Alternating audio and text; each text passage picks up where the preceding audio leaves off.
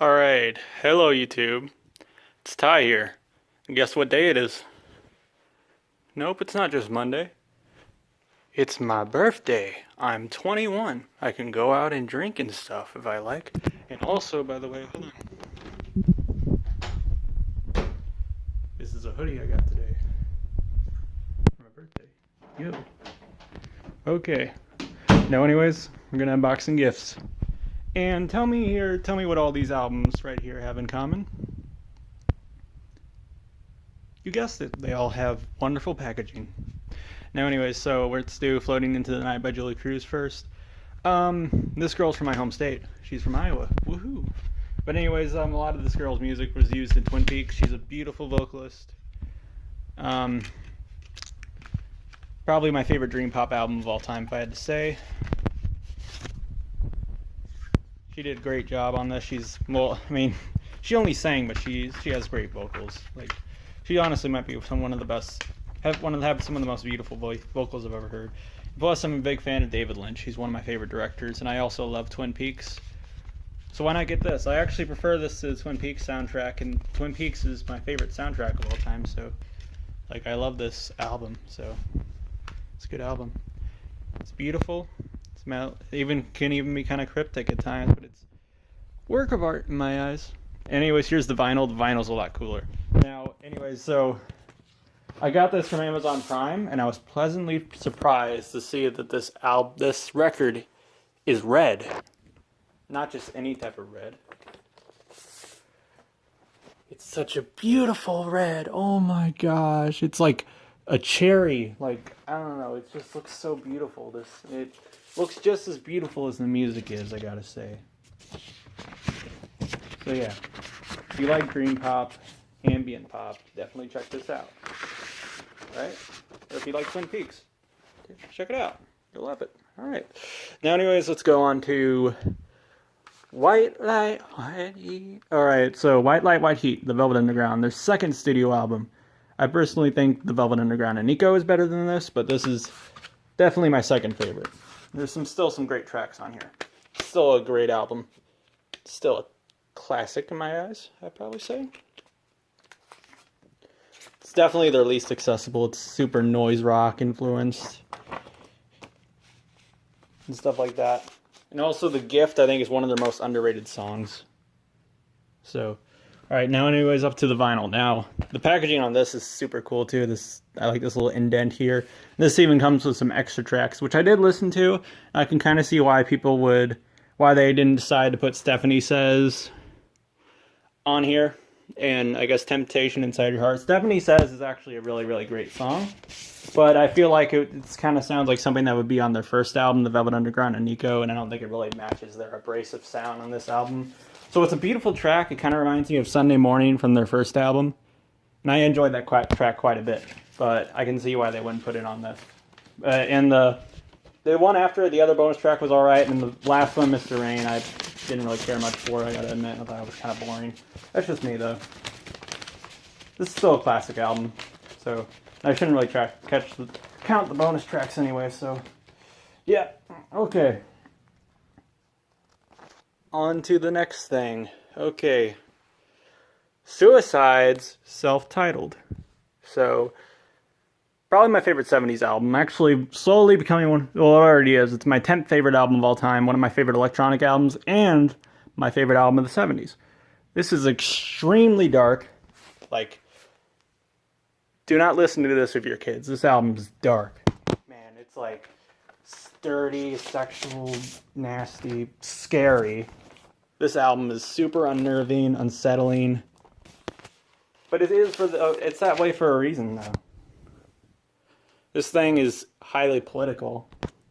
And it kind of gets its message across by using shrieks, screams, and all this stuff. And one thing I might bring out is, Alan Vega died like a couple years ago. Rest in peace. But he's a great vocalist. He's such a good vocalist. Like, one thing, I've listened to this album so many times, and even the shrieks on Frankie Teardrop and Ghost Rider, even when he's not trying to sound creepy, it just gets me every time. And I've listened to this album so many times. It's beautiful, but it's also creepy and unnerving. which is a hard thing to do.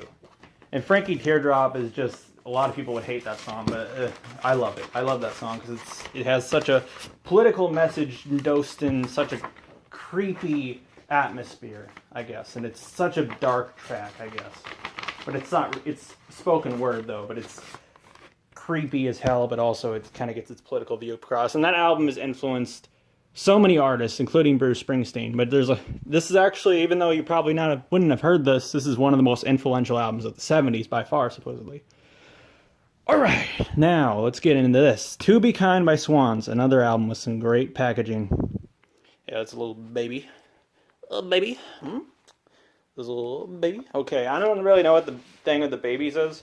I think it's just every single one of the members as children, I would assume. Like, I don't know, I think that one kind of looks like Michael Gira, but I'm probably wrong. I don't know, I'm probably just stupid. There probably is a deeper meaning why they have the babies there. But, this is Swans' best, in my opinion. I used to like Filth a lot, but I kind of I don't like Filth quite as much as I used to, but still a great album, though. But it's probably one of my favorite 80s albums anyways. But this, check this. If you've not heard of Swans, for some reason you've been living under a gutter, or you consider yourself a music fan and have not listened to Swans, this band has been around since the early 80s.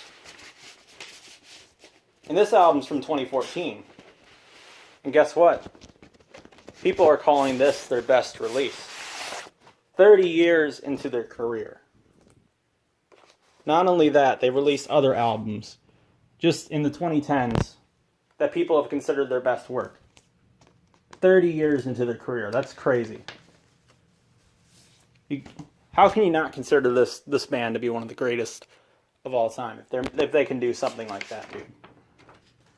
This band's incredible. It's just Michael Gira, you're a genius, man. And one thing, I mean, you obviously care about your fans. I mean, you don't act like it at times. Some people kind of see you as kind of a jerk at times.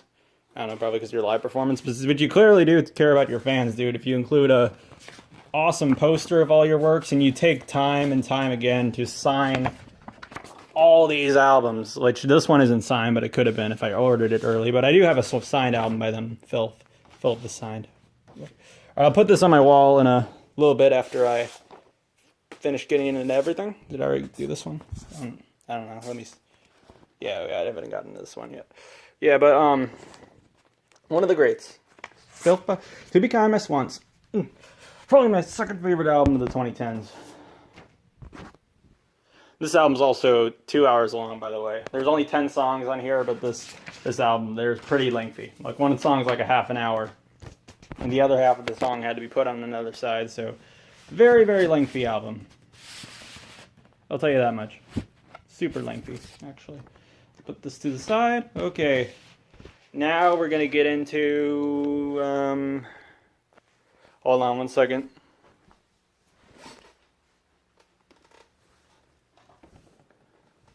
Why not play the bends in the background? Hopefully I don't get a copyright strike. I won't play it too loud, though. And have some PewDiePie in the background. How about that? Alright. Yeah, I watch PewDiePie. What of it? Alright. Alright, I'll put the bends over here. Hold on. I won't play it too loud.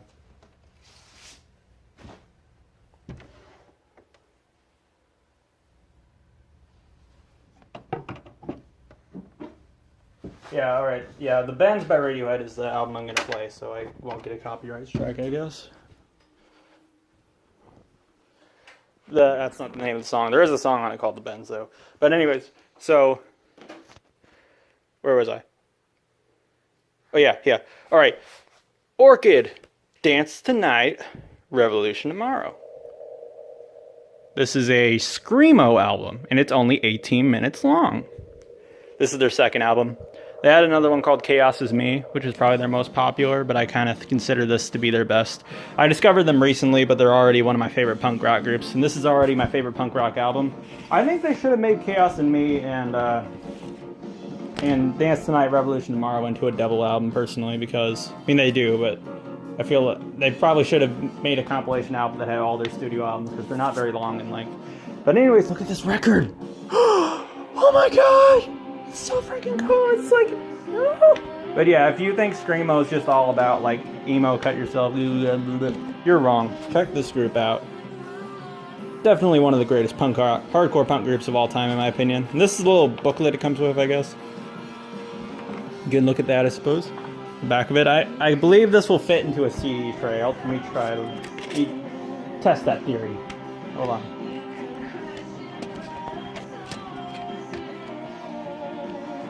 It does. Okay. Kind of wish they made it into a the size of like a regular, like a record booklet, you know, but it's okay. I can't complain. It's still cool. Alright, the last one I will get into is Endless Summer by Fennesz. Also, by the way, I forgot to mention these songs aren't very long on this Orchid album, which is obvious, but anyways, Endless Summer by Fennesz. Austrian electronic musician. This is a glitch album. You can also kind of consider it an ambient album, and this is one of my favorite ambient albums of all time, but also one of my favorite electronic albums of all time. I don't listen to a lot of music from Austria, but I love this. This album takes glitch, the components of glitch, and gives it such a warm, atmospheric, and beautiful sound. And the packaging on this is just phenomenal. Look at those, look at that shine on the people and the shore and all this stuff, and beautiful. Anyways, let's get into the record itself. Okay. Go. Okay. Now let's get the other record out, and then I'll end the video.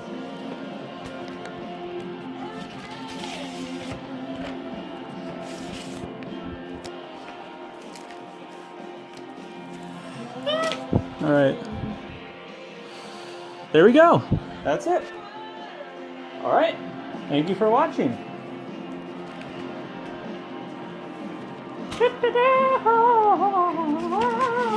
Alright, good night, guys.